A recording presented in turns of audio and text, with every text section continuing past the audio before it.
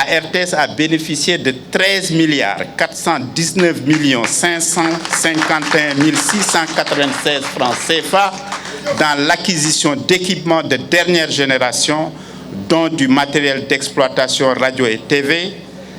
Ce budget a permis également le renouvellement du dispositif technique, le renouvellement des équipements des stations régionales, l'acquisition de matériel de production fixe et mobile de dernière génération, le renouvellement et la migration à haute définition des équipements de production TV, la réhabilitation des studios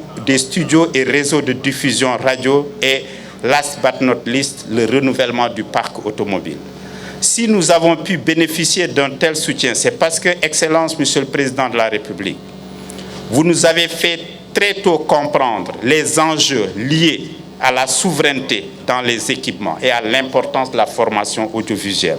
En effet, dans un monde de plus en plus globalisé, les médias du service public et tous les médias d'ailleurs doivent s'évertuer à diffuser des contenus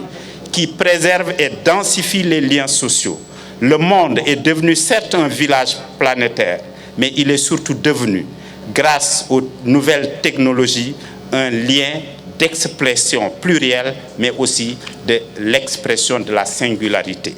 Ainsi, fidèles à vos principes qui ont pour nom équité territoriale et territorialisation des politiques publiques, vous aviez pris la ferme résolution et l'heureuse initiative de faire de la RTS un modèle achevé de plateformes télévisuelles, radiophoniques et numériques en Afrique de l'Ouest. Concrètement, vous avez bien voulu accepter de financer, Excellence, Monsieur le Président de la République, le projet de réhabilitation de l'immeuble de la nouvelle maison et la construction à côté d'un immeuble R+10, disons une tour, dans le but de rendre au Triangle Sud son vrai standing d'un siège d'une télévision nationale. Conscient de votre volonté soutenue de faire du Sénégal un autre hub, dans le domaine des médias, nous nous évertuons au sein de la RTS à faire sienne les valeurs qui ont toujours constitué le ciment de notre si belle nation. Cultiver la paix et l'entente entre les communautés en assurant une information sûre et responsable, un divertissement intelligent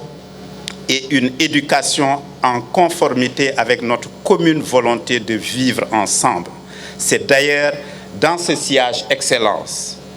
que nous organiserons avec votre permission en 2022 le Salon de l'audiovisuel